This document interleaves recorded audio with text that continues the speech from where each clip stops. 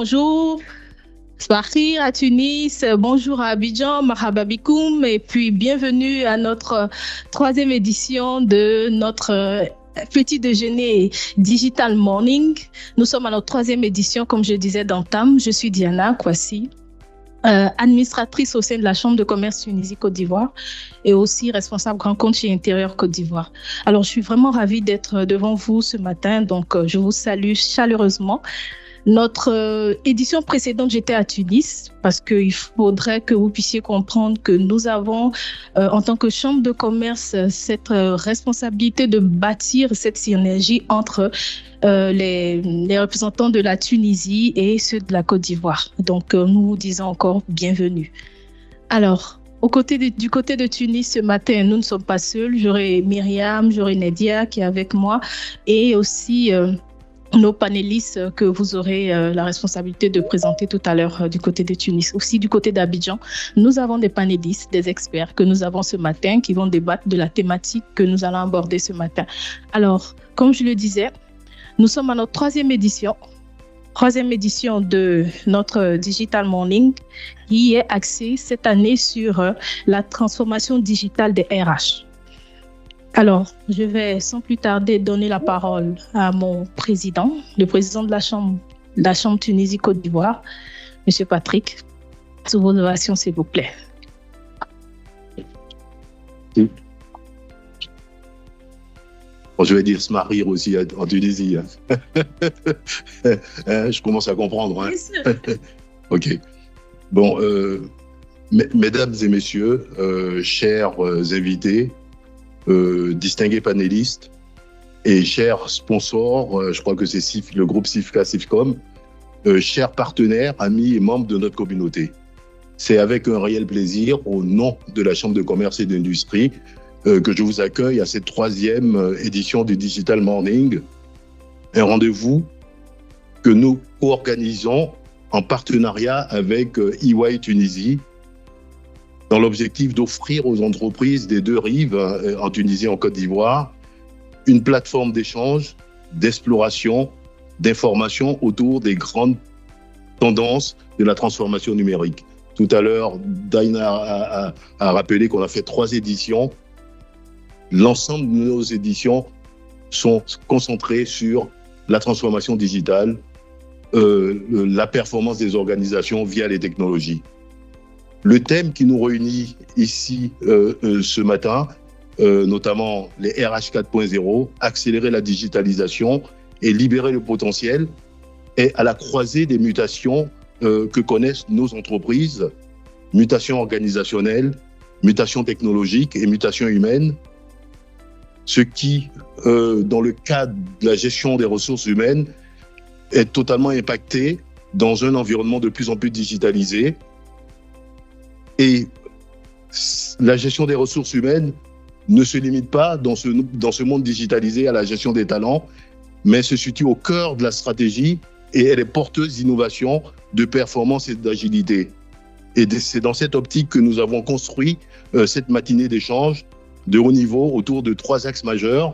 Je pense que tout à l'heure, le modérateur va les présenter dans le détail, mais je vais les survoler. D'abord, le rôle central des systèmes d'information de gestion des ressources humaines comme moteur de pilotage stratégique, l'intégration croissante de l'intelligence artificielle et des nouvelles technologies dans la gestion du capital humain, et enfin, les compétences de demain, comment les anticiper, les former, les transformer.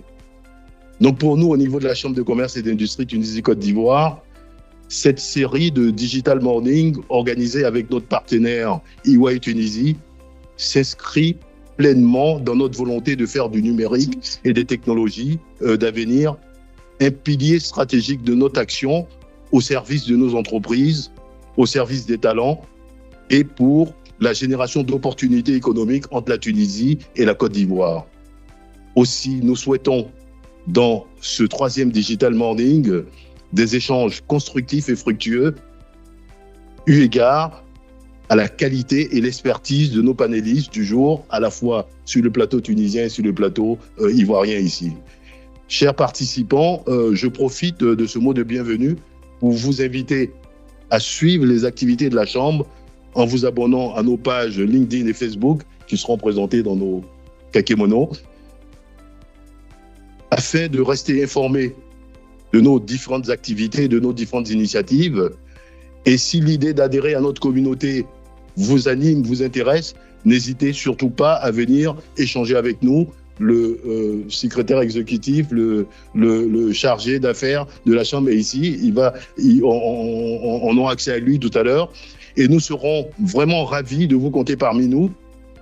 Et je terminerai mon adresse de bienvenue en remerciant de façon chaleureuse l'ensemble des participants, nos partenaires institutionnels qui sont présents aujourd'hui, ainsi qu'à toutes les personnes qui ont contribué à l'organisation de cet événement.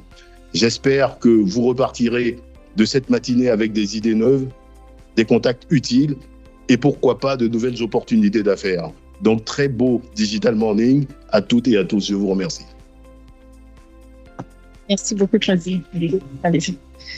Merci, Président. Merci pour ce mot d'ouverture. Alors, je vais donner la parole à Nadia. Est-ce que tu me reçois? Oui, je vous reçois parfaitement, Diana. C'est bon de votre côté? Nadia. Oui, ça va, je t'entends parfaitement. Je te donne la main. Merci beaucoup. Yes, merci beaucoup. Un grand merci, Diana. Un grand merci, Monsieur Patrick, Monsieur le Président, pour votre introduction, pour votre bienvenue. Et un remerciement particulier pour avoir accueilli le RH dans votre 3e édition de Digital Morning. C'est un signal fort. C'est en soi un signal fort de l'intérêt que porte la communauté digitale au RH. Donc, sans plus tarder, je sais que vous êtes très impatients d'écouter nos chers panélistes, nos experts des deux côtés. Je vais faire une brève introduction pour poser le sujet. Ensuite, on prendra le temps d'interagir avec nos panélistes et d'avoir leur retour, leur expertise sur cette thématique. Alors, si on peut avoir les slides. Avant de commencer, on voulait un peu mettre, je dirais, les bases. On parle beaucoup de digital, de digitalisation. Parfois, on s'en lasse un peu de cette terminologie. Parfois, quand on entend certaines parties prenantes parler de digital, on se rend compte que sur le fond, ce n'est pas vraiment du digital. Donc, ça serait peut-être, avant de commencer, ça serait intéressant de clarifier certaines notions importantes. Automatisation, digitalisation, transformation digitale, pour savoir de quoi on parle aujourd'hui. Alors, automatisation, c'est tout simplement intégrer de la technologie dans un processus avec un minimum d'intervention humaine. À un degré un peu plus élevé, on part vers la digitalisation. On est toujours dans une logique d'intégration de technologie dans les processus, mais là, on s'oriente création de valeur, voire même nouvelles sources de revenus, qu'il s'agisse de transformation des business models, je dirais, à l'échelle du processus, qu'il s'agisse d'optimisation de coûts, mais on est là en mode création de valeur. À une échelle plus large, on parle de transformation digitale. Et quand on parle de transformation digitale, la simple technologie ne suffit plus. On est dans une transformation stratégique qui intègre l'humain, la technologie et les business models. Donc, ce qui est évident, c'est que même si on parle de 3 notions différentes, ce sont 3 notions interreliées, interconnectées. Et c'est pour ça qu'on a toujours cet amalgame entre automatisation, digitalisation, transformation digitale. C'est justement cette interconnexion entre les 3 notions qui a créé cet amalgame. Donc, l'automatisation nourrit la digitalisation qui, à son tour, est essentielle à la transformation digitale. Un processus qui va au-delà de la simple digitalisation en alliant stratégie, personnes, culture et comportement.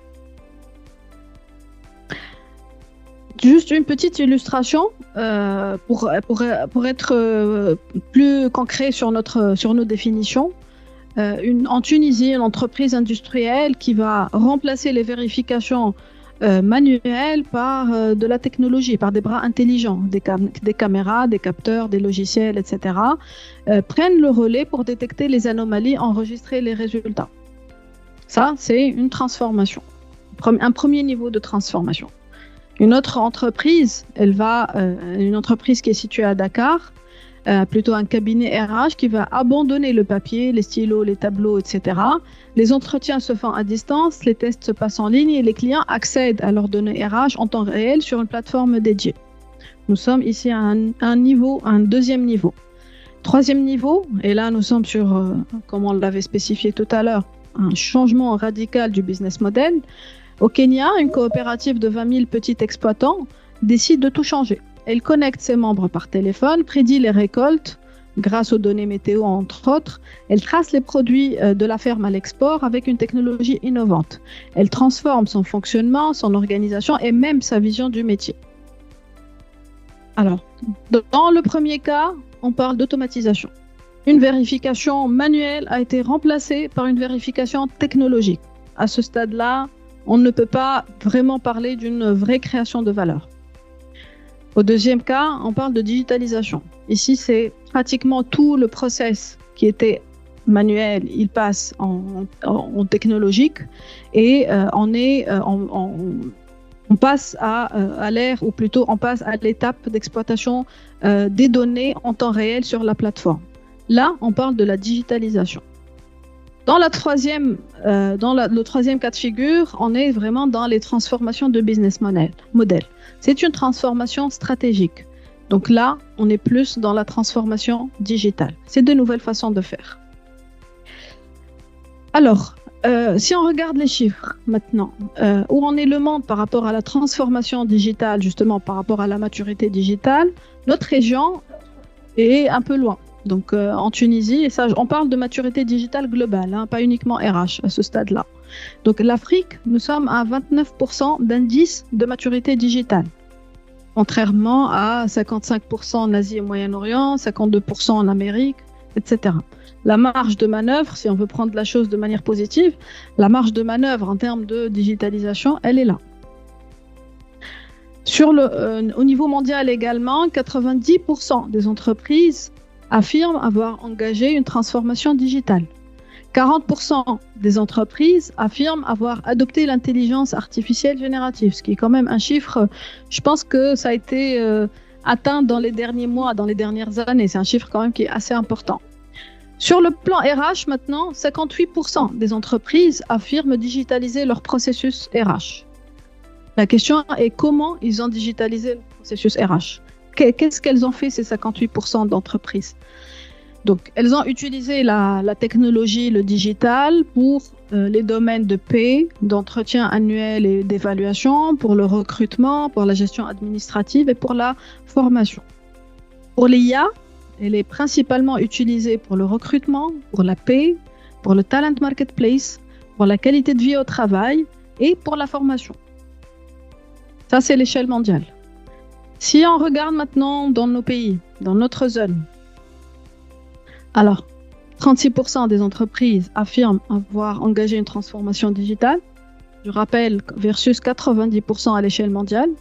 27% des entreprises affirment avoir adopté l'intelligence artificielle générative et quand même 52% affirment utiliser des outils digitaux dans leur processus RH. 52% versus 58%. On va se dire qu'on n'est pas loin. Mais, il y a toujours un mais. Donc, d'après l'étude de l'AFDIP, une étude récente menée par l'AFDIP justement, sur ces 52%, 53% utilisent la technologie pour digitaliser les aspects administratifs et de la paie. Est-ce qu'on parle réellement ici d'une digitalisation ou on est plus dans une automatisation basique du RH?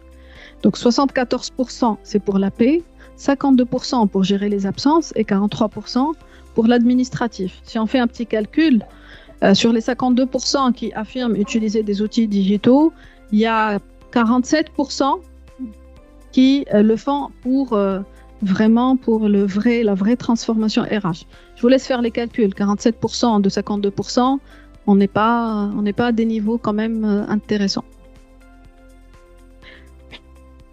Selon la même étude de l'AFDIP, 64% des entreprises parlent beaucoup de digital, mais sans agir. Donc il y a eu beaucoup de stratégies, il y a eu beaucoup de volonté, je dirais, de transformation digitale, mais qui aboutissent très peu.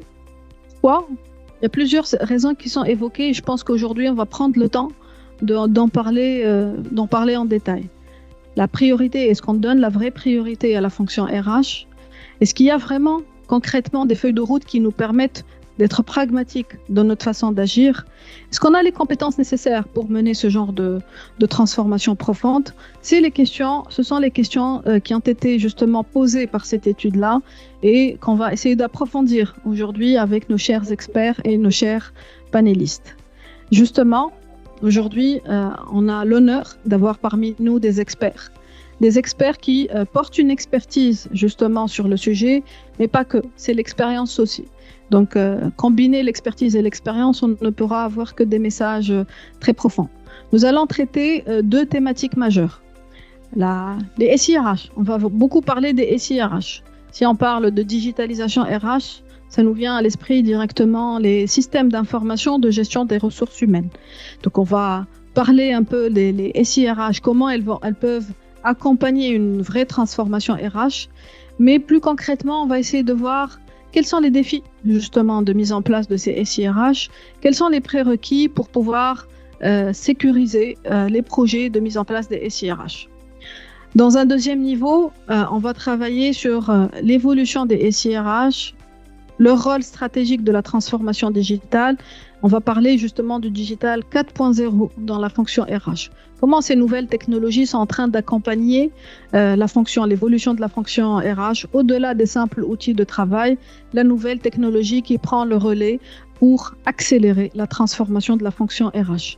Donc mes vifs remerciements à nos panélistes aujourd'hui, Madame Mounira Bouzouita, Madame Maï Hervé, Si Yassine Kalboussi, Monsieur Vincent Goussou, Si Mahdi Mezrani, Monsieur Freshnes Rameau, Si Skander Mlayah, Monsieur Soleiman Souro, Madame Neila Benzina qui est à distance avec nous. Donc nos chers panélistes qui sont ici à Tunis, au Côte d'Ivoire et même en ligne, je tiens à vous remercier vivement de votre présence aujourd'hui. Je pense que j'anticipe une vraie discussion riche, des retours d'expérience très pertinents parce que vraiment il y a de l'expérience autour de la table aujourd'hui. Je vous demanderai de vous présenter, vous le ferez certainement beaucoup mieux que moi. Avant chaque intervention, je vais vous demander de prendre quand même un petit moment pour vous présenter. Rida, je te cède la parole de l'autre côté. Merci Nédia, merci tout le monde. Toujours un plaisir, franchement, toujours un plaisir de modérer, de participer à cet événement très important, co-préparé, co-animé, co-créé entre la Chambre Tuniso-Côte d'Ivoire ou Tunisie-Côte d'Ivoire et EY.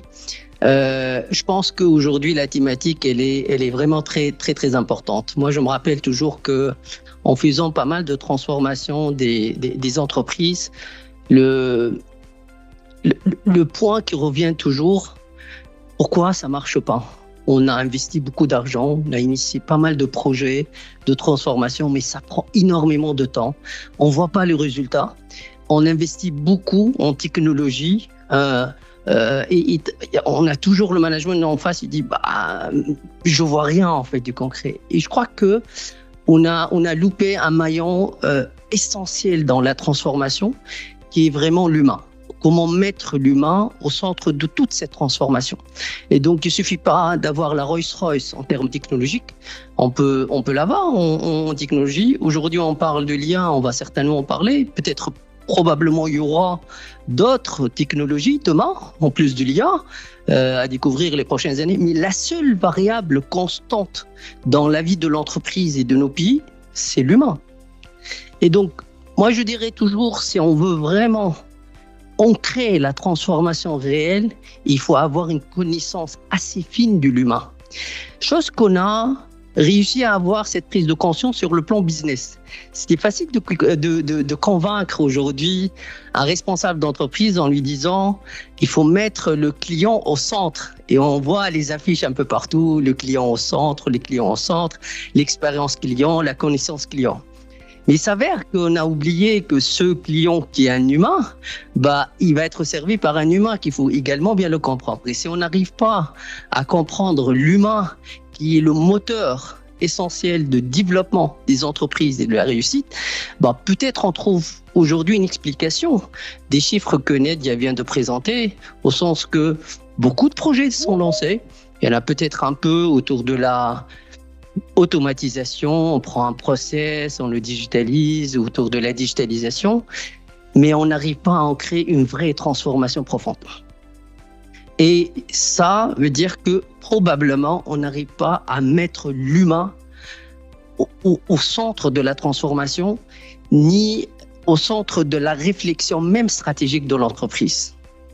Et donc aujourd'hui, si on prend les différents plans de développement stratégique que l'on connaît très très bien, on trouve toujours un grand focus sur le business, un grand focus sur la génération de revenus, un grand focus sur l'automatisation. Mais on oublie un peu stratégiquement comment on arrive à s'équiper de ressources humaines compétentes en leverageant sur la technologie. C'est pas la technologie qui est en amont, c'est l'humain qui est en amont, mais la technologie qui est au service de l'humain pour une meilleure qualité de vie, une meilleure prestation au client. Et donc, si on s'intéresse à l'humain, on va certainement sécuriser le business. Et peut-être ça, le point de départ de cette réflexion, c'est comment réellement mettre l'humain au centre de la technologie, comment on arrive à utiliser la technologie comme enabler pour faciliter la vie et améliorer la qualité de vie des gens. Et certainement, dans le débat, on va arriver aux grandes questions. Est-ce que l'IA va remplacer l'humain? Toutes ces questions-là, on va certainement en débattre, mais certainement, on aura le temps d'en parler. Et donc, ce qui ressort un peu, peut-être, de ce que Nadia vient de présenter dans l'étude, c'est qu'il y a des vrais freins de réalisation de projets de transformation RH. J'imagine que beaucoup d'entreprises ont investi dans les CRH. Ils ont dépensé beaucoup d'argent, mais les résultats, pas encore là. Et aujourd'hui, pourquoi? C'est ça la grande question qui se pose. Pourquoi ça ne marche pas, les vraies transformations RH? Est-ce que c'est une problématique de choix de la solution? Est-ce que c'est la problématique de compétences qui sont autour de la gestion de ce projet? Est-ce qu'il y a une problématique de sponsorship? Est-ce que c'est tellement pas stratégique que c'est une affaire de DRH, donc il n'y a pas le sponsorship important de management qui va faire en sorte que ce projet doit atteindre ses objectifs, ses KPIs? Je pense que ça, c'est un peu la thématique sur laquelle on va mettre le focus aujourd'hui. Et je crois qu'on va démarrer avec la thématique des SIRH. Ça, c'est la première thématique. Et la deuxième thématique, on va l'aborder certainement en plus de SIRH, quid de ces nouvelles technologies, de l'IA, ainsi de suite. Et donc, je vais passer très rapidement à Madame Bosvita pour poser la première question. Madame Bosvita, enchantée. Marhaba bik. Bonjour tout le monde. Bonjour mes amis Côte d'Ivoire, bonjour à tous ceux que je connais là-bas et à tous les Tunisiens présents ici, à tous les DRH africains, à Mohamed Ali Boussouès, à notre président Soro qui est là. Et ça me fait plaisir d'intervenir aujourd'hui au nom de l'ARFORG et au aussi. J'aime bien présenter un petit détail par rapport à l'étude faite. C'est une étude qu'on a faite pour 22 pays. Et les 22 pays qui ont contribué, c'est des présidents des ressources humaines de chaque pays. Chaque pays a au moins 200 adhérents, c'est-à-dire entre 20 et 200 entreprises adhérentes. Donc, vous imaginez l'importance des chiffres qu'on vient de voir, que Nadia a présenté. Oui, je peux parler un petit peu de l'évolution digital en Afrique. Sachant que les pays, on a montré dans notre étude aussi, qu'il y a une différence entre des pays qui sont mieux, la digitalisation est mieux installée que d'autres, mais en général, c'est 58 à 53% d'entreprises qui ont le système d'information actuellement. Et quand on parle de 58 aussi, c'est juste dans une partie, 52 seulement dans tout ce qui est administratif, mais tout ce qui est développement, on est en train d'améliorer ça et d'installer de mieux en mieux dans les entreprises. Le rôle de l'humain dans le système d'information.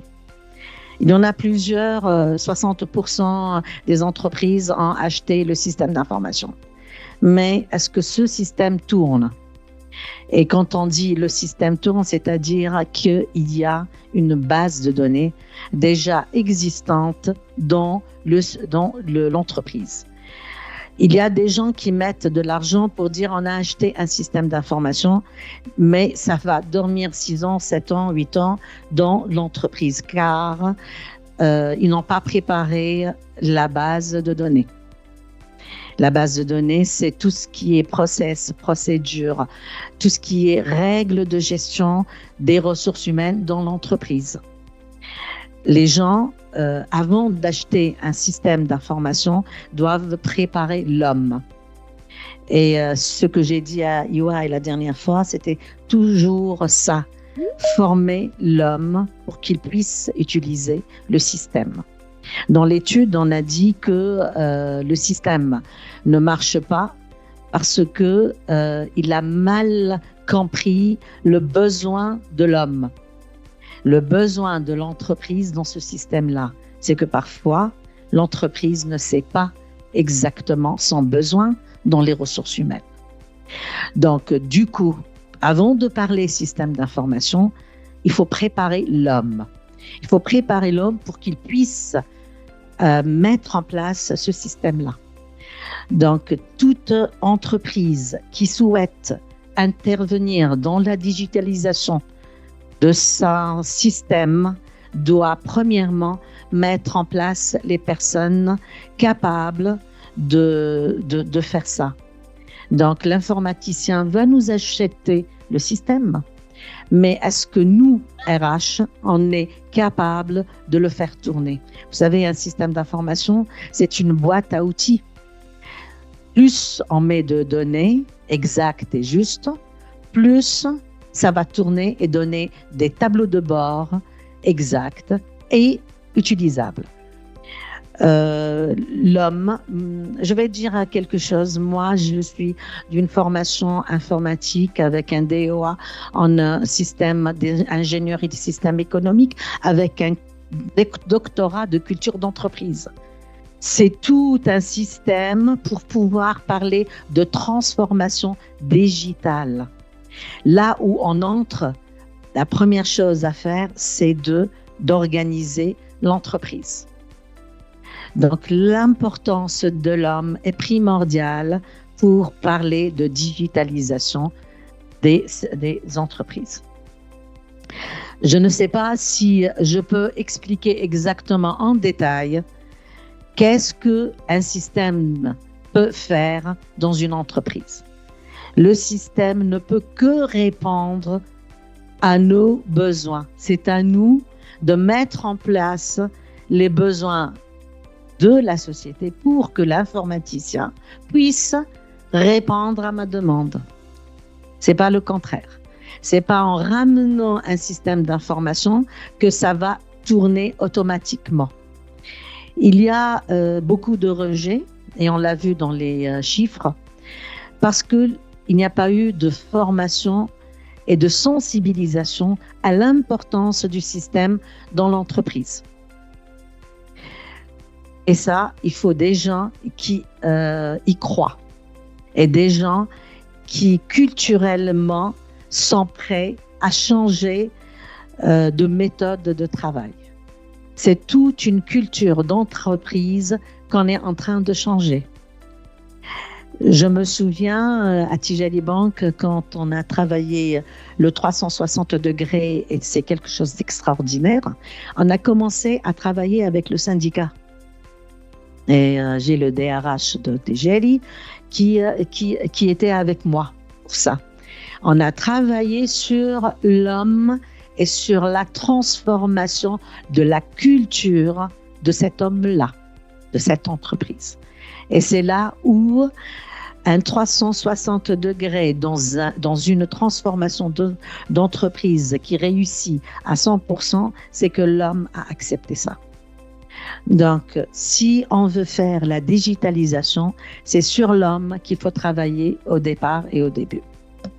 Donc, si j'ai répondu un petit peu à votre question, s'il y a quelque chose que vous souhaitez que j'ajoute, oui. Allez-y. Oui, absolument, absolument. Non, merci beaucoup, Madame Bossuit. Je crois que le message, il est clair.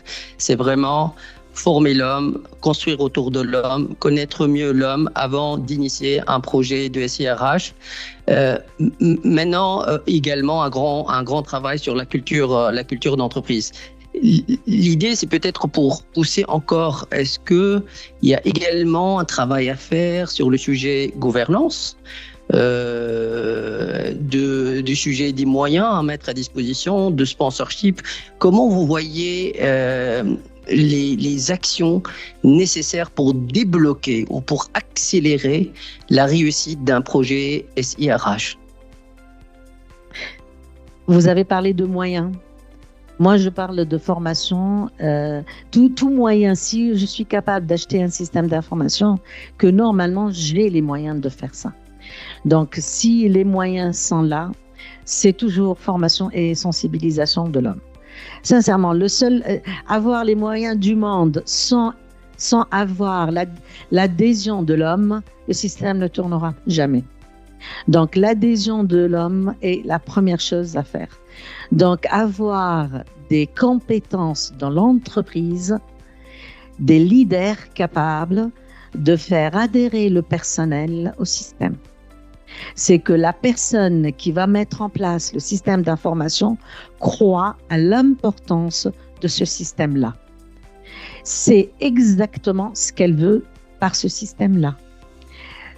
Je ne peux jamais faire une transformation digitale si je n'ai pas le premier responsable qui croit à ça.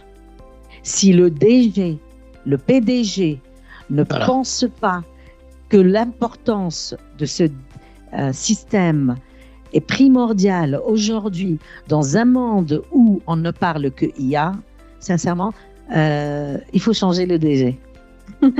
Non, c'est clair. Donc, clair. Pour moi, c'est l'homme. C'est l'homme. C'est clair. Donc, un fort sponsorship, il faut que absolument, c'est un projet qui soit stratégique, il faut former l'humain, il faut mettre les moyens nécessaires et tout se passe absolument autour de l'humain. Nedia, à toi la parole. Merci Elida, merci Madame Bossuita. J'aurais aimé compter le nombre de fois où vous avez cité l'homme. C'est pour vous dire que le message est bien passé. C'est l'homme. Ouais. Madame Maï Hervé, votre expérience, je dirais, de plusieurs côtés de la facette est très importante pour nous aujourd'hui. Les systèmes d'information RH ont beaucoup évolué. Maintenant, on a le choix. On a des systèmes plus ou moins évolués, capables d'accompagner plusieurs niveaux d'ambition, capables de s'adapter à des contextes très différents.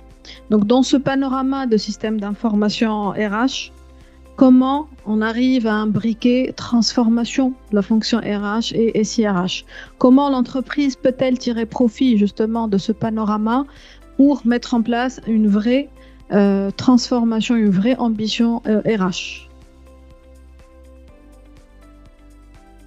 Vous m'entendez? Oui, on vous entend. Parfait. Bonjour tout le monde. Donc, Maï Hervé du Pénouat, associée dans le groupe Arion Compagnie. Pour ceux qui ne nous connaissent pas, on est la première marketplace. Je pense pas moi non plus.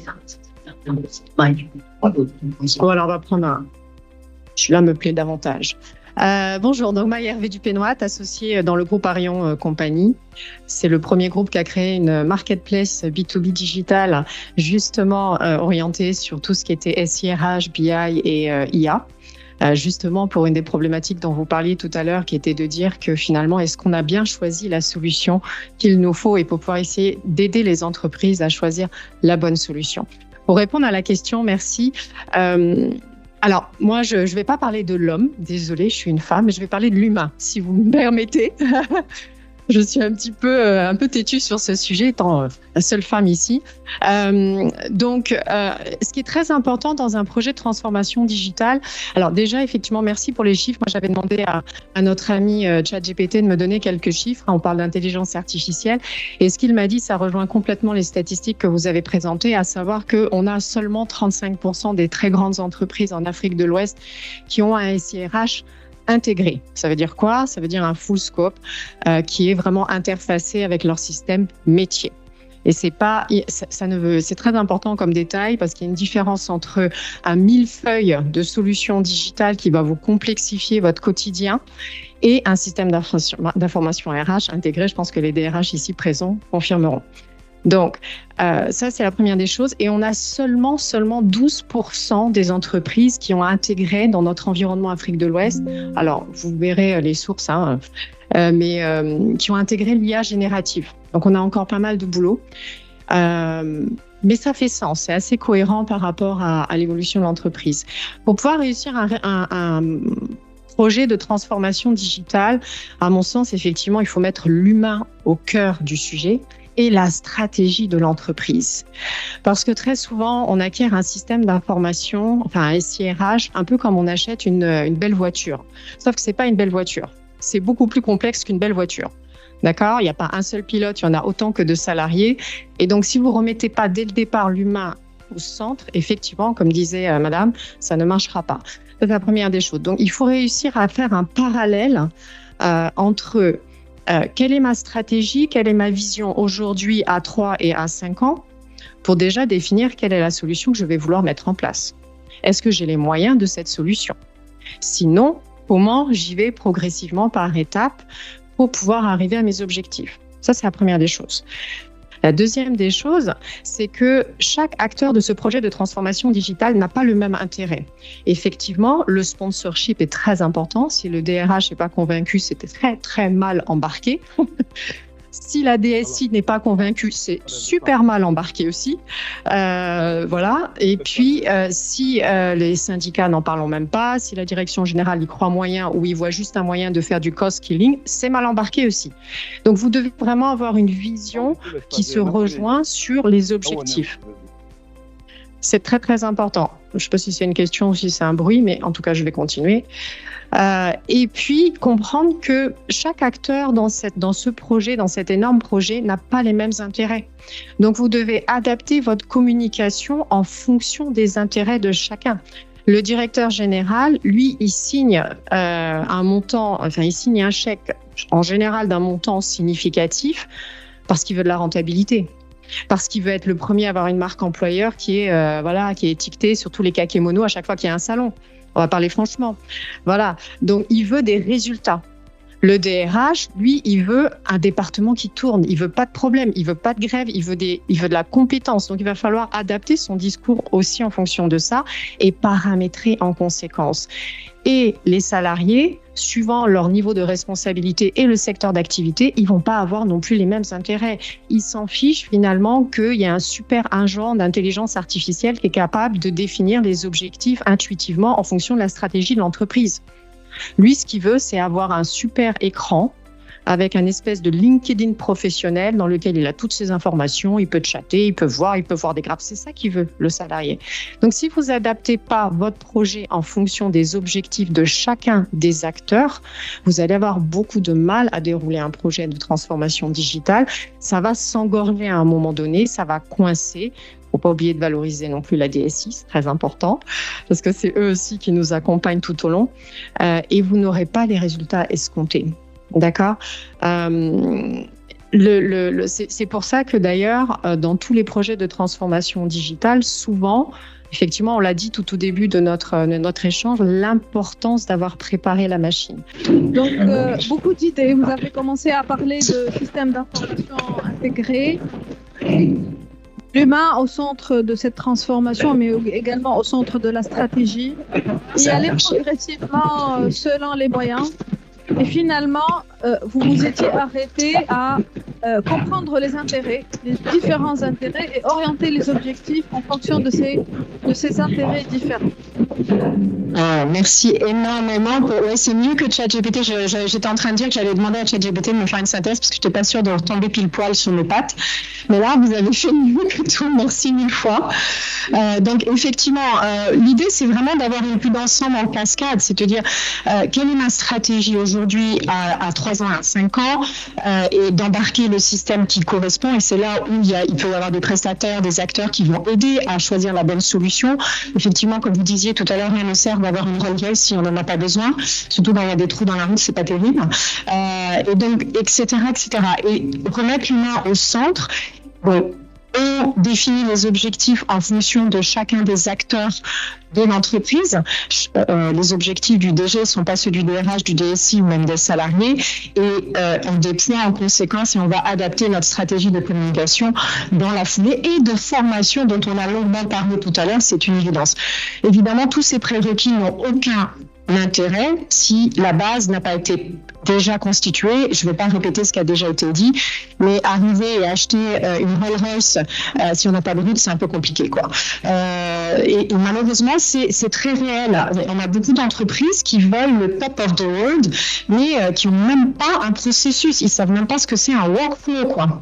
Donc, on a quand même quelques soucis purement pratique. Et là, il faut pouvoir les accompagner. C'est pas si compliqué que ça. Il faut faire ça pour pouvoir leur permettre d'avoir effectivement accès au système d'information RH et bien évidemment à la base de données en amont. Sinon, que ce soit à part l'IA qui est capable d'inventer énormément de choses, si on prend le BI qui est intégré aujourd'hui au système d'information RH, il ne pourra jamais vous faire des tableaux de bord et des dashboards avec des indicateurs extrêmement pertinents et performants s'il n'y a pas de data derrière. On ne peut pas inventer ce qui n'existe pas. Donc ça, c'est indispensable. Donc on part du principe que la stratégie est OK, les intérêts sont OK, la stratégie de communication est OK. Maintenant, on retourne sur investissement. Et ça, c'est très, très important parce que très souvent, on se noie un petit peu dans un verre d'eau. Enfin, je ne sais pas ce que mes confrères pensent. On se noie un petit peu dans un verre d'eau en essayant de tirer des KPIs très bizarres pour pouvoir légitimer l'intérêt d'un système d'information RH. Moi, je pense qu'il faut arrêter les débats. À un moment donné, soit on digitalise l'entreprise dans un objectif de productivité, de culture d'entreprise, de marque employeur, de levée de fonds pour ceux qui en ont besoin, soit on le fait pas. Ça sert à rien de triturer les KPIs qui n'ont plus de sens. Par contre, on peut quand même vérifier l'engagement des salariés par rapport à ça. Nous, une technique qu'on utilise généralement lorsqu'on déploie complètement un SIRH, c'est la technique du quick win, qui est très connue. Et c'était sur ça, effectivement, là où je m'étais arrêtée. Les salariés, eux, ils veulent leur LinkedIn à l'intérieur de l'entreprise. Donc, ils veulent un super dashboard où ils peuvent avoir leur petite demande de congé, envoyer leur doléance à qui de droit, poser une question parce qu'ils ne comprennent pas leur fiche de paie, ce que l'intelligence artificielle est capable de faire maintenant avec une voix. Tu n'as pas été payé autant ce mois-ci parce que tu as des jours off, des petites choses comme ça. Donc, ils veulent ça. Et ça, c'est du quick win. Donc, tout de suite, c'est de pouvoir engager un projet en déployant ce que le salarié va apprécier fortement. Et là, vous allez créer une vague de fond qui va permettre d'embarquer un peu de plus réticents. Les quick wins, c'est très, très important dans des projets de transformation digitale. J'espère que vous avez trouvé un plan à la couture d'électricité et que ça vous a donné quelques éléments. Non, merci. Avec plaisir. Je vous rends. Alors, peut-être une petite question à monsieur Yassine Kalboussi, côté plateau Timis. Yassine, le secteur public, bien sûr, présente souvent des particularités. Dans des sujets de transformation digitale, des process et tout ça. Dans le cadre de vos interventions, quels sont selon vous les freins spécifiques qui peuvent retenir ou complexifier ce type de projet au niveau des actions publiques? S'agit-il principalement de culture administrative, de gouvernance, de moyens? Comment vous voyez un petit peu les facteurs clés de succès d'un projet SIRH dans des environnements publics? Ok, merci. Bon, je vais faire quelques disclaimers, comme on dit, avant de faire mon intervention, vu que je gère des projets côté la Banque mondiale en Tunisie, Syrie, en Algérie. Donc, plusieurs des co-organisateurs sont aussi des fournisseurs des projets de la Banque mondiale. Donc, ça, c'est important à dire d'un point de vue éthique. Est-ce qu'on peut faire mute du côté on ne parle pas? Vous entendez? On vous entend, hein? Ok, très bien. Ok. Bon, ça, c'est premier point. Deuxième point, j'ai jamais pratiqué dans le secteur privé et je pense pas que je vais le faire, mais ce que j'entends est un tout petit peu inquiétant. Je pense qu'il n'y a pas vraiment une crise ni de l'homme, ni de l'humain, ni H majuscule, ni minuscule. Il y a même une crise de l'entreprise. Je dirais même peut-être une crise de le système capitaliste que je vois là. Et ça m'inquiète avec tous mes contrats signés avec le secteur privé. Donc là, ça va faire du boulot pour l'équipe en revenant au bureau. Le secteur public, bien sûr, l'évidence c'est différent du secteur privé. C'est notre culture, les progressions dans les carrières, les mutations, les salary increase, les compétences, les domaines, la relation même avec ce que vous appelez clients, avec les citoyens. C'est pas un secteur for profit. Donc, il y a la motivation du professionnel. Nous, dans le secteur de la santé, on l'appelle soignant déjà et on appelle le client patient et c'est une autre culture totalement différente. Donc, la question qui se pose, est-ce que les outils qui existent aujourd'hui sur le marché ou développés en tout cas par le secteur privé au profit de ce secteur public prennent en considération ces éléments-là et même dans les discussions et dans les négociations, est-ce qu'on parle vraiment le même langage? Je dirais d'une façon anecdotique, le gestionnaire RH au niveau du secteur public, il est beaucoup plus intéressé par les absences.